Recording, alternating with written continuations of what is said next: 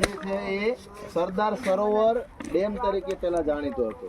પછી મોદી સાહેબે, તમને ખબર હોય તો થોડા વર્ષો પહેલા એક સરદાર પટેલ સાહેબનું આખું સ્ટેચ્યુ ઊભું કરવાનો વિચાર 500 કરોડના બજેટની સાથે એક અહીંયા સરદાર પટેલ સાહેબનું સ્ટેચ્યુ ઊભું કરવાનો વિચાર કર્યો. હવે તમે જો એ સ્ટેચ્યુની ઊંચાઈ 182 મીટર, એટલે કે આ ડેમની ઊંચાઈ છે ને 182 મીટર છે. કેટલી? 182 મીટર. જો 182 તમે ગણો ને તો 18 તેરી 54 એટલે 560 થી 570 ફૂટ થાય. અત્યારે આ ડેમ છલકાય છે. આ ડેમનું પાણી છે એ મહારાષ્ટ્ર, મધ્યપ્રદેશ, ગુજરાત એવા 3 રાજ્યોને મળે છે અને સૌથી મોટો હિસ્સો એમપીનો છે. આપણે તો ગુજરાતની જે નર્મદા છે ને એ નર્મદાનો લાભ મળે છે, એટલું પાણી આપણને મળે છે જે ટકાવારીની દ્રષ્ટિએ ખૂબ ઓછું છે.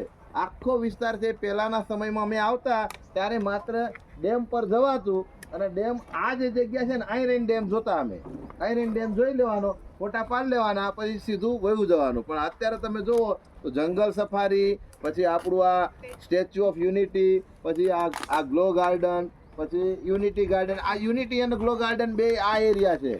અહીં રહી અને તમે અહીંયાથી તમે આ બે વસ્તુ કોમ્બિનેશનથી આ ફોટો પાડી શકો. 500 કરોડ રૂપિયાના ખર્ચે જ બનેલી આ જે સ્ટેચ્યુ છે એમાં કરોડો રૂપિયાનો ફાયદો છે ને સરકારે, ગુજરાત સરકારે, ટૂંકમાં ગુજરાત સરકારના પ્રવાસન નિગમે કર્યો. તમે વિચાર કરો, આપણે જેવા કેટલા માણસો અહીં જોવા આવે છે. આપણે આટલા જણા છીએ એનો આપણે કેટલો ચાર્જ કર્યો છે?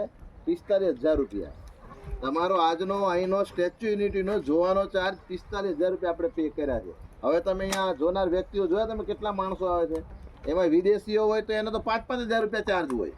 વિદેશનો કોઈ પણ લોકો આવે તો એને 5,000 ચાર્જ હોય. એ ચાર્જ આપણને પાછું એમાંય પેકેજ છે. અહીં તો દુનિયાનું પેકેજ છે. 5,000, 10,000, 25,000ના રાફ્ટિંગ, પછી રિવરફ્રન્ટ, એવા કેટલાય અહીંયા ડેવલપમેન્ટ છે. પણ એ કોને પોહાય? જે લોકો ફેમિલીવાળા હોય ને 10,000, 25,000 રૂપિયા પર્સનલી ખર્ચે ને એને પોહાય. વિદ્યાર્થી માટેનું આપણું સારામાં સારું જે આપણું જે હતું ને પેકેજ, એ પેકેજમાં આપણે આવ્યા છીએ. બરાબર.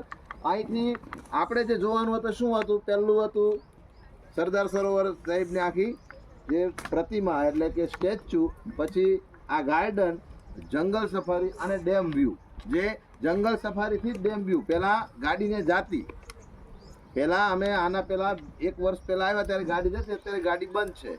ગાડી હોય તો શું દેખાય કે ત્યાં રહીને આ ડેમ છે ને નજીક દેખાય, આનાથી બીજું કંઈ નહીં. આ જે ડેમ છે થોડોક નજીક દેખાય, બાકી ડેમની અંદર ઓલી સાઈડ શું છે એ ના દેખાય.